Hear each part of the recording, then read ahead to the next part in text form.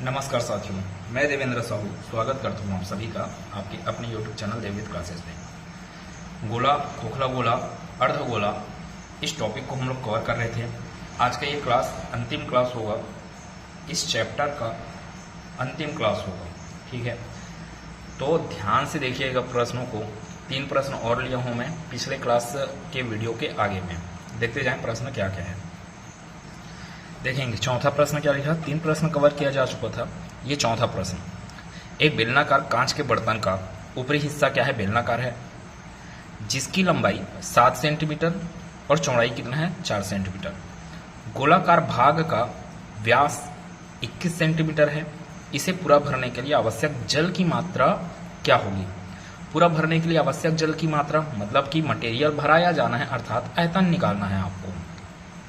तो सबसे पहली बात तो आपको इसके डायग्राम को सोचना है कि ऊपर का हिस्सा आपके पास क्या है, बेलनाकार।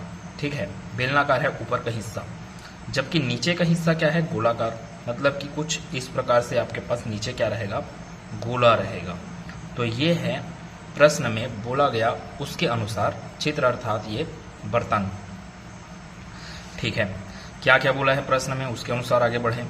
देखो ये आपके पास क्या होता है, बेलन का रेडियस यहां से लेकर यहां, केंद्र से लेकर यहां तक क्या हो गया, गोले का रेडियस। प्रश्न में क्या क्या दिया है उसको देखें। अगर मेरे को आयतन निकालना है ना, प्रश्न में क्या निकालना है मेरे को, आयतन। तो आयतन निकालना है तो भाई बेलन का आयतन और गोले का आयतन, दोनों का आयतन निकाल के जोड़ देंगे तो अपने को समझ में आ जाएगा कि इसमें कितना सारा पानी भराया जाना है।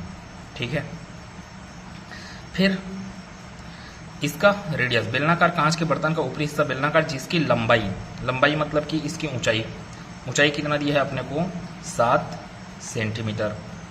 इसका रेडियस, अब समझे बात को, चौड़ाई दिया है 4 सेंटीमीटर। चौड़ाई मतलब कि एक कॉर्नर से लेकर दूसरे कॉर्नर तक चौड़ाई 4 सेंटीमीटर, अर्थात ये डाया है ना, ये डायामीटर। तो रेडियस क्या हो जाएगा इसका, 2 सेंटीमीटर। तो बेलन का रेडियस, त्रिज्या 2 सेंटीमीटर और इसका लंबाई कितना हो गया, 7 सेंटीमीटर। इतना बात ठीक है, इतना समझ में आ गया। और गोलाकार भाग का व्यास कितना दिया, 21। गोलाकार भाग का व्यास बोला जा रहा है, ठीक है, रेडियस नहीं। व्यास 21 है तो रेडियस अगर बात करूं मैं तो रेडियस निकल लेगा आपके पास 10.5। 21 का आधा क्या होगा, 10.5 सेंटीमीटर। अब फिर बात अच्छे से कि सब चीजें सेंटीमीटर में दिया है, लेकिन जो ऑप्शन है उसमें जो मात्रक देखेंगे वो मीटर क्यूब में दिया है। तो बाद में इसको हल करने के बाद आपको मीटर क्यूब में परिवर्तन करना पड़ेगा। ठीक है, जो आंसर आएगा उसको। फिलहाल इसको हल कैसे किया जाए, वॉल्यूम क्या होगा, बेलन का आयतन क्या होता है, पाई r² h, ये याद रहना चाहिए। प्लस गोले का आयतन क्या होता है, 4/3 पाई r³। ठीक है, इसको सिंपल सा हल किया जाए। पाई दोनों में कॉमन है तो मैं पाई को निकाल लेता हूं, अर्थात 22/7 निकल लिया बाहर। पाई का मान रखना है ना, क्योंकि ऑप्शन में पाई वगैरह नहीं दिया है, इसका मतलब पाई का मान को रखना पड़ेगा। r² मतलब कि 2 का स्क्वायर, 2 स्क्वायर गुना h का मान कितना है, 7। ठीक है, थोड़ा डायरेक्ट हल कर रहा हूं कि मैं पाई का मान निकाल दिया बाहर में। फिर अंदर में बचा 4/3 कैपिटल R मतलब कि 10.5, या ऐसे कर लिया जाए, ये क्या था, 21/2, इसका क्यूब ना, इसका क्यूब। ठीक है, ये इतना हो गया बात।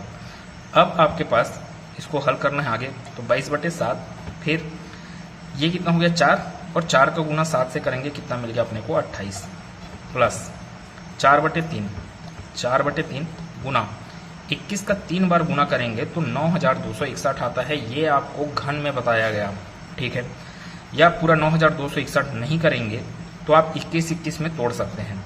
ठीक है, मैं तोड़ दिया 21 गुना 21, ताकि कैंसिल आउट करने में ज़्यादा तकलीफ ना हो।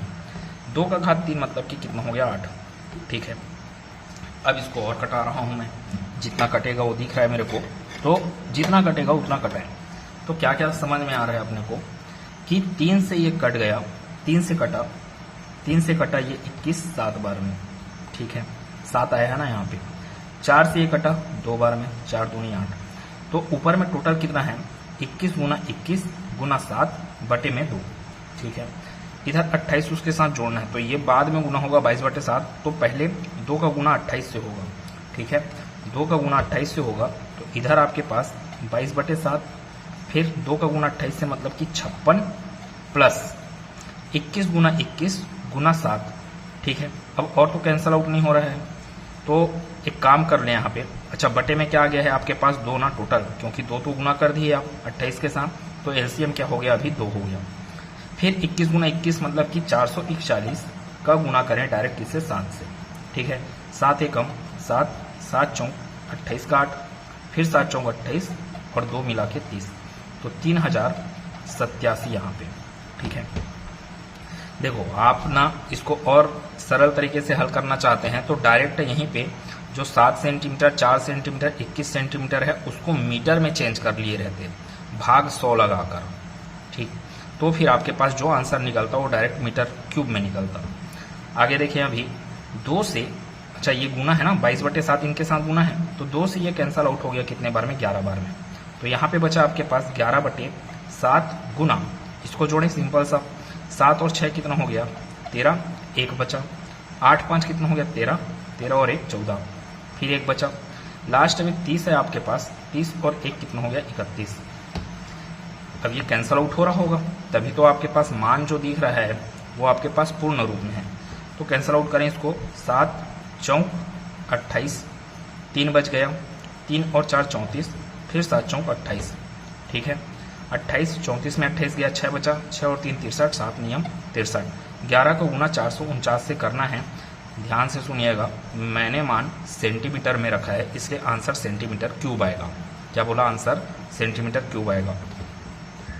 अब थोड़ा सा यहीं पे मैं, 1 मीटर बराबर कितना होता है 100 सेंटीमीटर, 1 मीटर बराबर 100 सेंटीमीटर, तो 1 सेंटीमीटर बराबर क्या होगा आपके पास 1/100 मीटर, 1 सेंटीमीटर का मान है ना। लेकिन मेरे को तो यहाँ पे सेंटीमीटर क्यूब है, उसको बदलना है मीटर क्यूब में। सेंटीमीटर क्यूब को मीटर क्यूब में बदलना है, मतलब कि घात 3 करना पड़ेगा, घात 3, अर्थात 1/100 से भाग ना लगा के मेरे को 6 शून्य वाले संख्या से भाग लगाना पड़ेगा, 6 शून्य वाले संख्या से। ठीक, अच्छा इस प्रश्न में अगर मैं किससे भाग लगाऊं, 6 शून्य वाले संख्या, मतलब कि आपके पास इकाई, दहाई, सैकड़ा, हजार, 10,000, लाख, 1 लाख से अगर मैं लाख 10 लाख 10 लाख से अगर मैं भाग लगाऊं तो आंसर ना दशमलव में आ जाएगा। इसका मतलब ये समझ में आ रहा है कि ऑप्शन में ना जो मैं एक गलती है ऑप्शन में कि मीटर क्यूब नहीं है, वो एक्चुअल में क्या है सेंटीमीटर क्यूब है। फिर ठीक है, तो ऑप्शन क्या है सेंटीमीटर क्यूब में दिया है करके याद रखें, इसमें दिमाग डालेंगे कि सेंटीमीटर क्यूब है पूरा का पूरा ऑप्शन में। तो इसको हल करूंगा मैं, तो 11 नियम 99, 9 बचा, 11 चौक 44, 44 और 9 कितना हो गया 53, तो 3 आया, फिर 11 चौक 44, 44 और 5 कितना हो गया 49, मतलब कि 4939 ऑप्शन नंबर बी। छोटा सा मिस्टेक था ऑप्शन में, ठीक है, सेंटीमीटर क्यूब ही दिया था, मैं मीटर क्यूब लिख दिया। हाँ, अब इससे एक और बात समझ में आया कि मैं जो गलती किया था उससे, कि अगर आपको मीटर क्यूब में चेंज करना है सेंटीमीटर क्यूब को, तो आपको भाग लगाना पड़ता किससे, 10 लाख से भाग लगाना पड़ता, अर्थात 10 के घात 6 से भाग लगाना पड़ता। ठीक है, ये भी तो अपने पास समझ में आ गया इस प्रश्न के माध्यम से ही। आगे का प्रश्न देखेंगे और देखेंगे प्रश्न 5वां प्रश्न। गोलाकार अंगूठी की आंतरिक और बाहरी परिधि क्रमशः 22 सेंटीमीटर और 44 सेंटीमीटर है। अंगूठी की मोटाई अपने को बताना है। एक अंगूठी है, ठीक है, जो कि गोल आकार का है, गोल आकार का अंगूठी। अब इसकी मोटाई की अगर मैं बात करूं तो मोटाई क्या होगा भाई, यही तो मोटाई है ये सब, ठीक है, यही तो मोटाई हो गया। अब मोटाई अगर निकालना है आपको, तो आपको क्या करना चाहिए, बाहर के रेडियस से अंदर के रेडियस को घटा दें, आपको बिल्कुल मिल जाएगा मोटाई। मतलब कि मेरे को एक्चुअल में निकालना क्या है, r माइनस आर, ठीक, r माइनस आर निकालना है। प्रश्न में आपको दिया क्या है, 2 पाई r। अच्छा, मैं डायरेक्ट भी कर सकता हूँ ना इसको, कि 2 पाई r में से अंदर के 2 पाई r को मैं घटा देता हूँ, ताकि 2 पाई कॉमन निकल जाएगा, फिर r माइनस आर का वैल्यू यहाँ से स्पष्ट हो जाएगा।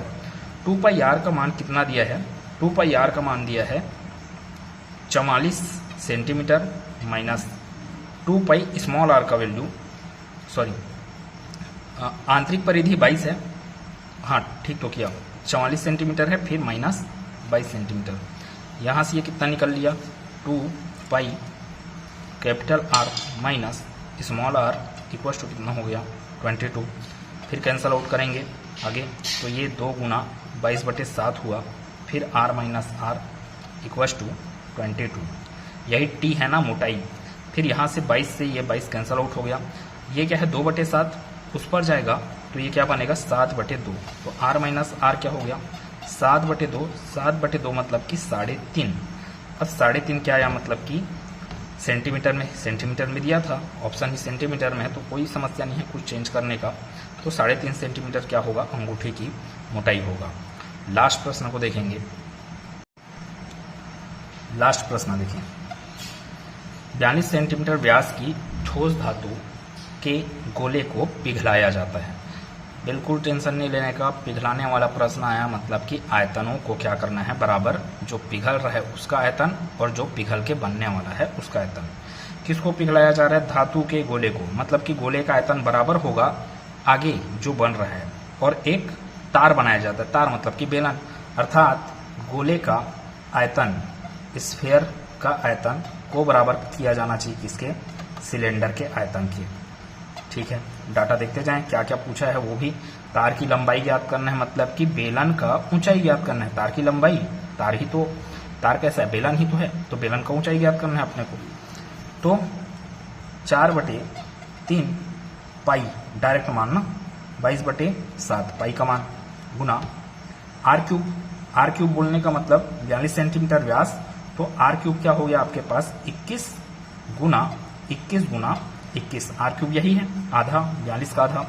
सिलेंडर के लिए अब ध्यान से देखेंगे, यहाँ पे सेंटीमीटर में है मान, यहाँ पे क्या है एमएम में है। तो एक काम कर लेता हूँ मैं, एमएम को ना सेंटीमीटर में चेंज कर लेता हूँ। तो बगल में पहले 1 सेंटीमीटर बराबर क्या होता है 10 mm। ठीक है, ये यूनिट कन्वर्जन अच्छे से आना चाहिए। एक सेंटीमीटर बराबर 10 mm, तो यहाँ से 1 mm बराबर 1/10 सेंटीमीटर, अर्थात mm को सेंटीमीटर में बदलना है तो 1/10 के साथ गुना किया जाता है, या ये बोला जाएगा 10 से भाग लगाया जाता है। ठीक है, अब ये 1 mm है, तो यहाँ से आपके पास 7 mm अगर निकालना है, ठीक है, तो ये क्या हो जाएगा 7/10 सेंटीमीटर। तो यही तो बात किया, जो mm में दिया है उसको भाग लगा दो 10 से, वो किस में परिवर्तित हो जाएगा, सेंटीमीटर में। ठीक, तो 7/10 रखना है, ना कि 7। वॉल्यूम क्या होगा, पाई मतलब कि 22/7। आर स्क्वायर सिलेंडर का रेडियस कितना दिया है, व्यास ना 7, तो 7 का आधा क्या हो गया 3.5 mm में ना, 3.5 mm को किस में परिवर्तित किया जाए, सेंटीमीटर में, तो 3.5 कितना हो गया, ये 10 हो गया।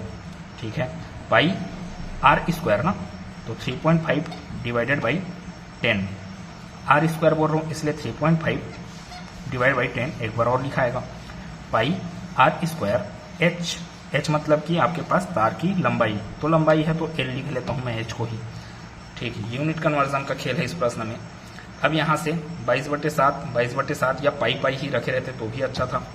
फिर इसके बाद एक काम और कर लेता हूँ थोड़ा आसान करने के लिए, एक स्टेप और, 4/3 गुना 21 गुना 21 बराबर, इसको कैसे लिख लिया जाए, 3.5, तो इसको लिख लिया जाए 35/1 शून्य और आ जाएगा, फिर 35 बोल रहा हूँ तो 35/100, 35 गुना 35/100 गुना 100, दशमलव को हटाया इसलिए, गुना एल।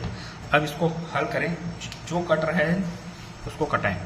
यहाँ से 3 से ये 7 बार कैंसिल हुआ 21, यहाँ से और इस 5 से ना इसको 20 बार, ये 7 आ गया यहाँ पर भी 20 आएगा, यहाँ पर भी 7 आएगा, 5 से कैंसिल आउट हो रहा है। अच्छा, इधर का 7 खत्म, इधर का 7 खत्म, ये वाला 7 इसको 3 बार में काट दिया। ठीक है, सब चीज कट चुका है जितना कटना था। अब एक बार फिर से मैं लिख देता हूँ जो बचा। इधर पूरा क्या बचा, 4 गुना 21 गुना 3, 4 गुना 21 गुना 3 बचा। इधर क्या बचा है आपके पास, L डिवाइडेड बाई 20 × 20 बचा है। ठीक है, और तो कुछ नहीं बचा। फिर इसके बाद 20 गुना 20 मतलब इधर गुना होगा ये 400, तो ये कितना आ गया आपके पास 4 गुना 21 गुना 3 गुना 400 बराबर क्या होगा L। लंबाई सेंटीमीटर में आएगा, लंबाई किस में आएगा, सेंटीमीटर में। अब देखेंगे ऑप्शन अगर देख रहे हैं अगर आप, तो सेंटीमीटर में दिया है मान और मीटर में दिया है। अगर ये मान 2016 सेंटीमीटर या 1008 सेंटीमीटर नहीं आता है, इसका मतलब ये है इस सेंटीमीटर को मेरे को परिवर्तित करना पड़ेगा किसमें, मीटर में। ठीक है, यहाँ से कितना हो गया ये 4 चौक 16, इसको गुना कर दिया मैं, 1600 गुना 21 दिया कितना हो गया 63। ठीक है, बराबर L। अब इसको 16 तिया 2 शून्य लगा लिया, 16 तिया 48 का 8, हाँ 4 बचा, 16 छके 96, 96 और 4 कितना हो गया 100। तो ये आया आपके पास, ये कितना आ गया आपके पास 1,08,000 आ गया। ठीक है, किसमें, सेंटीमीटर में ना, क्योंकि सभी वैल्यू आपने सेंटीमीटर में रखा था। अब ऑप्शन में देखेंगे तो ऐसा तो सेंटीमीटर में मान दिया नहीं है, मीटर में दिया है चीज़ें, इसलिए अब इसको परिवर्तित किया जाएगा मीटर में। तो सेंटीमीटर से जब मीटर में चेंज करते हैं तो भाग लगाया जाता है 100 से। ठीक है, तो 1008 फिर 00 डिवाइडेड बाई क्या करना पड़ेगा आपको 100, तब ये मान किसमें, सेंटीमीटर से अब किसमें परिवर्तित हो जाएगा, मीटर में। तो आंसर आपके पास 2 शून्य यहाँ से 2 शून्य यहाँ से कैंसिल आउट, तो L इक्वस टू 1008 मीटर। तो ये प्रश्न का उत्तर है ऑप्शन नंबर डी। ठीक है, तो ऐसे भी प्रश्न आएंगे एग्जाम में जहाँ पे आपको ऑप्शन के साथ मतलब कि आपका कैलकुलेशन ऑप्शन के अनुसार जाना चाहिए फिर। ठीक है, तो ये पूरा का पूरा चैप्टर जो क्षेत्रमिति तथा क्षेत्रफल तथा आयतन से संबंधित जो भी टॉपिक से जो भी प्रश्न थे वो सबको मैं कवर करा दिया। अब आपकी जिम्मेदारी है कि बुक से आप कथनकरण वाले प्रश्न और कूट आधारित प्रश्न ये सब इसी पे ही आधारित रहेंगे ना, उनका प्रैक्टिस आपको करना बहुत जरूरी है। ठीक है, तो आप बता सकते हैं कि इस चैप्टर के बाद कौन सा चैप्टर पढ़ाया जाना चाहिए अगर आपको समझ में आ रही है इस पूरे क्लास से, तो इस पूरे सीरीज से। ठीक है, तो मिलेंगे अगले क्लास में जहाँ पे किसी और एक नए चैप्टर के बारे में बात करेंगे।